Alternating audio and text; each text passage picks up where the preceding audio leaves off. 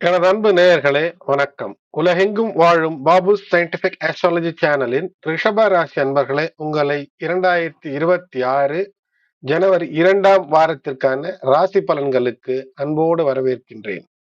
அன்பு ரிஷப ராசி அன்பர்களே, ரிஷப ராசி ரிஷப லக்னமாக இருந்தாலும் பொருந்தி வரும். இல்லை, ராசி ரிஷபம், லக்னம் எதுவாக இருந்தாலும் இந்த பதிவு பொதுவில் பொருந்தி வரும்படியாக உங்களுக்கு கணித்து தந்திருக்கின்றேன். அன்பு நேயர்களே, ரிஷபராசி என்பர்களே, 2026ஆம் ஆண்டு ஜனவரி 5 துவங்கி 11 வரை, தமிழில கலியுகம் விஸ்வாவசு வருடம் மார்கழி 21 துவங்கி 27 வரை, இந்த வாரத்திற்கான ராசி பலன்களை முதல் 7-8 நிமிடத்திலும், அதை தொடர்ந்து ஒவ்வொரு நாளும் திதி நட்சத்திரம் தரக்கூடிய சிறப்புகளை பற்றியும் பார்ப்போம். அன்பு நேயர்களே, இதுவரை சப்ஸ்கிரைப் செய்யாத அன்பர்கள் சப்ஸ்கிரைப் செய்யுங்கள், பெல் பட்டன் அழுத்துங்கள், நோட்டிபிகேஷனை ஆன் செய்து தொடர்ந்து நான் தரும் பதிவுகள் உங்களை வந்து அடையும்படி செய்து கொள்ளுங்கள். ரிஷபராசி என்பர்களே, தந்திரத்தால் ஜாக்பாட் 100% என்ற பொது தலைப்பை எல்லா ராசிக்கும் தந்திருப்பேன்.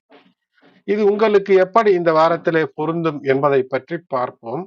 அது மட்டுமல்லாமல் உங்களுடைய ராசியிலிருந்து 3, 4, 5, 6 என்ற நிலைகளிலிருந்து சந்திரன் இந்த வாரத்திற்கான ராசியினுடைய பலன்களை அள்ளித் தருவார். ஆகையினால் ஆரம்பத்தில் அற்புதம் தான். 3ஆம் இடத்தில் சந்திரன் வருவது, அதிலும் சந்திரனுடைய வீட்டிலேயே இருப்பது, செவ்வாயினுடைய பார்வை பெறுவது என்பதெல்லாம் மிக சிறப்புத்தான். உங்களுக்கு ஏதேனும் ஒரு வகையில ஒரு விஷயம் சென்றாலும் அதில் தனலாபம் என்பது வரக்கூடிய அமைப்பை தந்துவிடக்கூடியதாக இருக்கும். ஆனால் வாரம் செல்ல செல்ல சற்று உங்களுடைய விஷயங்களை கட்டுப்படுத்திக் கொள்ள வேண்டும்.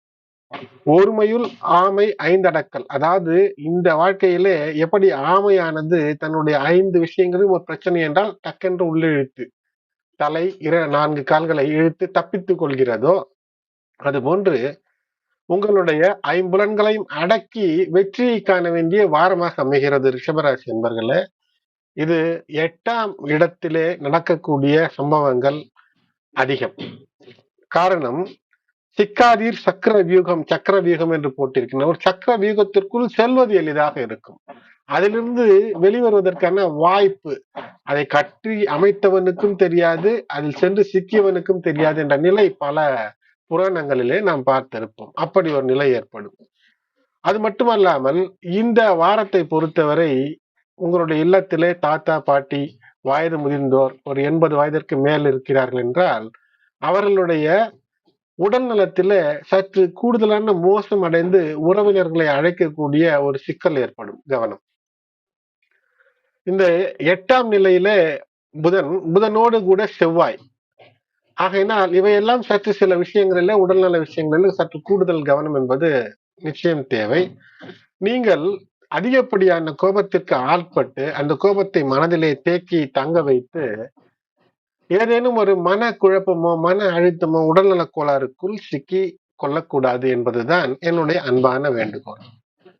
சரி, இந்த வாரத்துல எந்த கிரகங்கள் உங்களுக்கு விபரீத ராஜயோகத்தை தரும், முடியாத விஷயத்தை முடித்து தரும் என்றால், சுக்கிரன் உங்களுடைய ராசிநாதன்.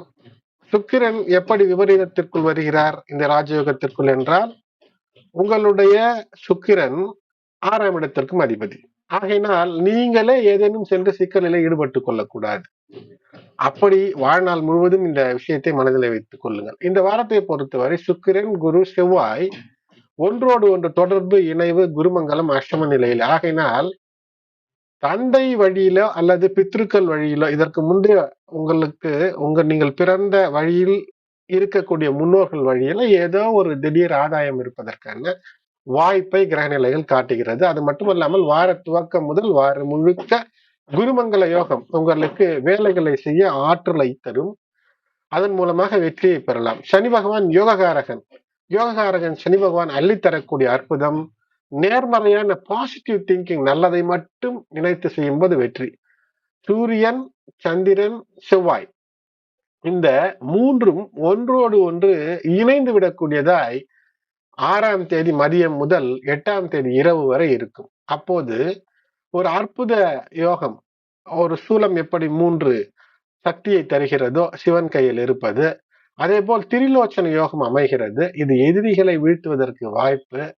இதுவற்றுக்கெல்லாம் நீங்கள் உங்களுடைய சிந்தனையை தெளிவாக நல்ல எண்ணத்தோடு இருக்கும்போது உங்களை சார்ந்து வரக்கூடிய எதிரிகளினுடைய நிலை என்பது சற்று தோல்வியை அவர்களுக்கு தரும், வெற்றியை உங்களுக்கு தரும். இந்த வாரம் உங்கள் பேச்சையும் வார்த்தையும் நிச்சயம் கட்டுப்படுத்த வேண்டியதனுடைய அவசியத்தை நீங்கள் அப்படி கட்டுப்படுத்தவில்லை என்றால் உணர்ந்து கொள்வீர்கள். இது வருங்காலத்தில் பிரச்சனை ஏற்படுத்தும். இந்த வாரத்து சிக்கல் வருங்காலத்திற்கு வரும் 7.5 8.5 ஆண்டு காலம் என்று வைத்துக் கொள்ளுங்கள். ஏனென்றால் ஒரு 1.5 ஆண்டு காலத்திலே உங்களுக்கு 7.5 சனி துவங்கும். ஆகினால் இந்த வாரத்திலே கவனம். அதனால்தான் சிக்காதீர், Chakravyuh, control your anchor words. வார்த்தையை சிதறடித்து விட்டால் அதை மீண்டும் பொறுக்க முடியாது. தீக்காயம் கூட ஆறும். வார்த்தைகளால் காயப்படுத்தினீர்கள் என்றால் ஆறாது. தவறாக புரிந்து கொள்ளக்கூடிய நீங்களும் மற்றவர்களை தவறாக புரிந்து கொள்ளக்கூடாது. மற்றவர்களும் உங்களுடைய விஷயங்களை தவறாக புரிந்து அதனால் சண்டை, சச்சரவு, சிக்கல் என்று ஒரு சூழ்நிலை ஏற்படுவதற்கான ஒரு அச்சம் இருக்கத்தான் செய்கிறது. ஆனால் வெள்ளிக்கிழமை என்பது வெற்றிக்கிழமையாக மாறக்கூடிய அமைப்பு. 5லே அமையக்கூடிய சந்திரன், சனி பகவான் உங்களுடைய யோகதாரன் சனி பகவானுடைய பார்வையில ஆக்க சிந்தனை மேலோங்கும். சினம் தணிந்து நீங்கள் நேர்மறையான எண்ணங்களோடு செய்யக்கூடிய எல்லாமே வெற்றி பெறும். மாணவர்களுக்கு இந்த நேரம் குறிப்பாக சாதகமாக இருக்கும். இந்த வாரம் இது முன்பை விட சற்று கூடுதலாக நீங்கள் கல்விக்காக நேரத்தை செலவழிக்கும் போது உங்களுக்கு நல்ல அரிய அற்புத பலன்களை தரக்கூடியதாக இருக்கும். ஆகையினால் கிடைக்கும் நேரத்தை முறையாக செலவழித்து வெற்றி எப்படி வருமோ அப்படி அந்த முயற்சியில் ஈடுபடுங்கள். ரிஷபராசி அன்பர்களே, உணவு தானம், அன்னதானம். அது அன்னதானம் என்பது நான் சொல்வது நீங்கள் கோயில்களுக்கு செல்வது, அங்கு சென்று உணவு தருவது, இங்கு சென்று உணவு தருவது என்பதெல்லாம் இருக்கட்டும். குறிப்பாக இந்த காலத்தில் இந்த கோயில் வாசல்களிலே உணவு தருவது என்பது ஒரு 20 பொட்டலத்தை, ஒரு பொட்டலம் 100 ரூபாய் 50 ரூபாய் என்று வாங்கி அன்னதானம் தருவது. இதனால் நான் ஒரு முறை இதை சந்தித்தேன். அதாவது நாம் வாங்கி தரக்கூடிய பொட்டலங்கள் அப்படியே அங்கு அமர்ந்திருக்கக்கூடிய ஆட்களுக்கு, பிச்சைக்காரர்கள் என்று சொல்ல விரும்பவில்லை, அங்கு இருக்கக்கூடிய ஆட்களுக்கு தருகிறார்கள். அவர்கள் மீண்டும் அதே அன்னக்கூடை ஒன்று வைத்திருக்கிறார்கள் அந்த வியாபாரி, அதற்குள் வருகிறது. மீண்டும் இன்னொருவர் வருகிறார். இதே 20 பொட்டலங்கள் சுழல்கிறது. இந்த 20 பொட்டலங்களை யாரும் சாப்பிடுவதாக இல்லை. மாலையில் அதை தூக்கி எறிந்து விடுகிறார்கள். ஆனால் ஒரு பொட்டலத்தையே கிட்டத்தட்ட ஒரு 50-100 பேருக்கு விற்று இது ராமேஸ்வரத்தில் நடந்ததை நான் சொல்கிறேன். அதனால் இப்படிப்பட்ட அன்னதானம் என்பது பாவத்தை சேர்க்கும். அதற்கு பதிலாக உங்கள் இல்லத்திற்கு வரக்கூடிய உற்றார் உறவினர் நண்பர்களுக்கு உணவளிப்பது என்பது மிக முக்கியம். வெள்ளிக்கிழமை மாலை வேளையில லட்சுமி தாயாருக்கான வழிபாடு, செவ்வாய்க்கிழமைகளில் உக்ர தெய்வ பெண் சன்னிதானங்களுக்கு சென்று ராகுகால வேளையில விளக்கேற்றி வழிபாடு செய்வது வெற்றியை தரும். அது மட்டுமல்லாமல் வியாபாரத்திலே வெற்றி உண்டு. 3ஆம் இடத்தில் சந்திரன் சிறப்பாக அமைந்து துவங்கக்கூடிய வாரம். போராட்ட சிந்தனை, எதிர்மறை நிலை இவற்றிலிருந்து வெளிவர வேண்டும். ரிஷபராசிக்கு 11ஆம் வீட்டிலே சனி இருப்பதால் தொழில் ரீதியாக எல்லா வெற்றியும் இருக்கும், வியாபார ரீதியாக வெற்றி இருக்கும், இவற்றிலெல்லாம் வெற்றி இருக்கும். ஆனால் உடல் நலம், வீட்டில் இல்லத்தில் பெரியவர்களுக்கு ஒரு சங்கடம் அல்லது உயிர் பயம் இவையெல்லாம் இருப்பதற்கான வாய்ப்பு என்பது இருக்கிறது. முதலிலேயே சொன்னேன். ஆகையினால் ரிஷபராசியில 4ஆம் வீட்டிலே கேது இருக்கிறார். குடும்பத்தில மனதில் இருக்கக்கூடிய மன அழுத்தம், குழப்பம் இவையெல்லாம் உங்களுக்கு எதிராக ஏதேனும் உங்களுடைய உறவு, நட்பு, அண்ணன், தம்பி, அக்கால், தங்கை இவர்களெல்லாம் உங்களுக்கு மீது இருக்கக்கூடிய கோபத்தை ஒன்றாக தேக்கி இப்போது செயல்படுத்தக்கூடிய வாரமாக இருக்கும். அதிலிருந்து அருமையாய் தப்பித்துக் கொள்ள வேண்டும். Great escape. எப்படி? இனிய வார்த்தைகளை பேசுங்கள். பேசுவதற்கு இந்த வாரத்தில் கோபப்படக்கூடாது என்ற லட்சியத்தை உள்வைத்து செயல்படுங்கள். இழக்க ஒன்றுமில்லை, இழப்பதற்கு வாய்ப்பில்லை. ஆனால் குணத்தை மட்டும் மேம்படுத்தி கொண்டீர்கள் என்றால், யோகா, தியானம், மன அமைதிக்கான வழிகளில் ஈடுபட்டீர்கள் என்றால் வெற்றி நிச்சயம். வெள்ளிக்கிழமை வெற்றிக்கிழமையாக துவங்குவது என்று சொன்னேன். ஆகையினால் பாசிட்டிவ் திங்கிங், நேர்மறை ஒன்றே உங்களுக்கு வெற்றியை தரும். கோபத்தை கட்டுப்படுத்துங்கள். இந்த வாரத்திற்கான தந்திரம், கோபமே படாதீர்கள். ஜாக்பாட் உங்களுக்காய் காத்திருக்கிறது. அன்பு நேயர்களே, இந்த வாரம் பொறுத்தவரை மார்கழி 21 முதல் மார்கழி 27 வரை, ஜனவரி 5 முதல் ஜனவரி 11 வரை, திங்கட்கிழமை விஸ்வாவசு வருடம் மார்கழி 21, ஜனவரி 5, 9:56 AM வரை திருதியை, அதன் பின்னர் திருதியை. பூசம் நட்சத்திரம் 1:24 PM வரை, அதன் பிறகு ஆயில்யம். நாள் முழுவதும் சித்தயோகம். சீமந்தம், வளைகாப்பு, மாடு வாகனங்கள் வாங்க, குளியல், அதாவது ஒரு ஏதேனும் நோய் இருக்கிறது என்றால் அந்த நோய் தீர குளியல் செய்ய, புதிய தங்க நகை வாங்க, இவற்றுக்கெல்லாம் ஏற்ற நாளாக அமைகிறது. அடுத்தது செவ்வாய்க்கிழமை, மார்கழி 22, ஜனவரி 6, 2026, 8:01 AM வரை திருதியை, பின்னர் சதுர்த்தி. ஆயில்யம் நட்சத்திரம் 12:17 PM வரை, பிறகு மகம். நாள் முழுவதும் சித்தயோகம். சங்கடஹர சதுர்த்தி, விநாயகர் வழிபாடு. நிலம் சார்ந்த பிரச்சனைகள் தீரும். செவ்வாய் மற்றும் சதுர்த்தி அன்று விநாயகர் வழிபாடு செய்யும் போது வம்பு வழக்கு நிலம் சார்ந்த விஷயத்தில் இருந்தால் அவை தீர அதிகப்படியான அருள் கிடைக்கும். அகத்தியர் பிறந்த நாள், சித்தர் வழிபாட்டிற்கு ஏற்ற நாள். திருமங்கை ஆழ்வார் வேடுவரி உற்சவம், ஸ்ரீரங்கம் உற்சவம். இதை கண்டு, அதாவது நேரிலே சென்று காண முடிந்தவர்கள் காணலாம், இல்லை என்றால் இந்த நாளிலே விஷ்ணுவை, பெருமாளை மனதிலே நினைப்பது என்பது சிறப்புகளை ஏற்படுத்தும். அடுத்து புதன்கிழமை மார்கழி 23, ஜனவரி 7, 6:52 AM வரை சதுர்த்தி, பின்னர் 6:33 மறுநாள் AM வரை பஞ்சமி. இந்த நாள், இந்த பஞ்சமி முடிந்து சஷ்டி துவங்குகிறது. ஆகினாலே இந்த நாளை பொறுத்தவரை 3 திதிகள் ஒன்றாக கூடுகிறது. அதாவது சதுர்த்தி, பஞ்சமி, சஷ்டி. மகம் நட்சத்திரம் 11:56 AM வரை, பிறகு பூரம் நட்சத்திரம். இன்று புதன் பஞ்சமி இணைவு மற்றும் 3 திதிகள் கூடுவது இந்த நாள் அவமாகும். இந்த நாளில செய்யக்கூடிய தான தர்மங்களுக்கு பல சிறப்புகள் பன்மடங்கு செய்தது போன்ற ஒரு அருள் உங்களுக்கு கிடைக்கும்.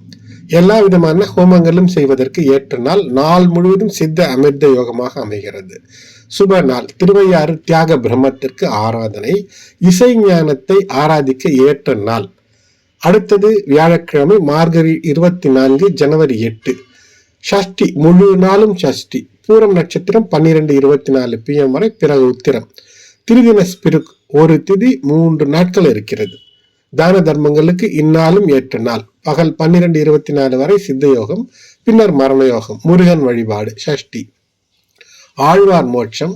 அறிந்து அறியாமல் செய்த பாவங்களை போக்கக்கூடிய நாளாக இருக்கும். இந்த நாளிலே பெருமாள் வழிபாடு. திருவாய் மொழி திருநாள் சாற்று முறை. சொர்க்க வாயில் இன்ற நாளிலே அடைக்கப்படும். மாடு வாங்க, பெயர் பலகை, ஒரு ஏதேனும் ஒரு நிறுவனம் துவங்குகிறீர்கள் என்றால் பெயர் பலகை வைக்க ஏற்ற நாளாக இந்த நாள் இருக்கிறது. அடுத்தது வெள்ளிக்கிழமை, விஸ்வாவசு வருடம், மார்கழி 25, ஜனவரி 9, 7:05 வரை, காலை 7:05 வரை சஷ்டி, பின்னர் சப்தமி. உத்திரம் நட்சத்திரம் 1:40 PM வரை, பிறகு அஸ்தம். நாள் முழுவதும் சித்த அமிர்த யோகம். நல்ல காரியங்கள் என்று இந்த நாள் இந்த நாள் புஷ்ய மாதனால் சிராதங்கள் செய்யலாம். நல்ல காரியங்கள், ஏற்ற நாளாக அமைகிறது. பிரம்மஹர்த்தி வலசம் விலகுவது, தியானமும் தேவ தேவாஷ்டமி என்ற இந்த நாளில் ஏற்ற நாள். சிவனுக்கு பெருமாள் பகல் முழுவதும் விரதம் இருந்து இந்த கோயில்களில் பார்த்து பாசுரங்களை மீதம் அடுத்த நாள் காலை பகல் பாரணை செய்து விரதத்தை முடிப்பது என்பது பிரம்மஹரியில் 1000 பாசனங்கள் பிளக்கப்பட்டு அடுத்த ஞாயிற்றுமுறை என்று இந்த மார்கழி 27, இந்த ஜனவரி 11, மேலும் 10 வரை நவமி ஏற்ற நாளாக நட்சத்திரம் 6:12 மார்கழி 26, ஜனவரி 10, 2026 கர்ப்போட்ட முடிவு நாள். அதன் பின்னர் கூடாரை வள்ளி என்ற நட்சத்திரம் 3:39 PM வரை. ஆண்டாளை பற்றி நாள் முழுவதும் கூடாரை வள்ளி என்பது சுபகாரியங்களை பெருமாள் கோயில்களில் மார்கழி மாதம் சுபகாரியங்கள் கொண்டாடமைகள் ஒரு சிறப்பு. இந்த நாள் கூடாரை வெல்லும் கோவிந்தா என்று பாடக்கூடிய அற்புதத்திலே ஒரு மிக சிறந்த நாள். இந்த நாளில் சர்க்கரை பொங்கல், அக்கார அடிசல் என்பார்கள். இந்த அக்கார அடிசல் பெயர் சொன்னாலே வாயில் எச்சில் ஊறும், அப்படி ஒரு செய்முறை. மூட நெய் பெய்து முழங்கை வழிவார என்று நெய் அந்த அளவிற்கு விட வேண்டுமா. அப்படியே பொங்கல், சக்கரை பொங்கல் கையில் எடுத்தால் அந்த நெய் சொட்டி முழங்கை வரை கீழே முட்டி வழியாக சொட்டுமாம். அப்படி ஒரு சர்க்கரை பொங்கலை செய்து அக்கார அடிசல் செய்து வழிபடக்கூடிய நாளாக இந்த நாள் அமைகிறது. கர்ப்போட்டம் முடியக்கூடிய நாள் அன்வஷ்டகா.